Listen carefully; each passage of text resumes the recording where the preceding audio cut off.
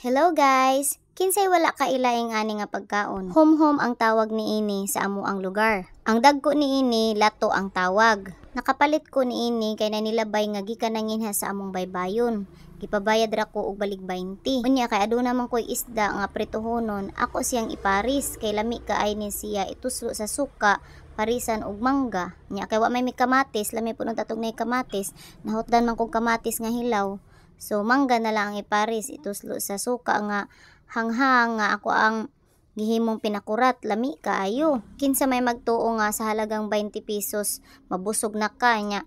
Presko pagyud gikan pagyud sa inyong baybayon. Ako di ang na-realize no nga kung magkugi lang gyud ta, dili man ta magutom, makakaon ra gyud ta. Naaraman sa atong palibot ang pagkaon. Naara gyud pud sa tawo kung magkugi siya og panguha niini. So naara gyud nato nga tawo ang pagkugi kay og magkugi ta dili gyud ta magutom. Nga naara gud ang kinabuhi.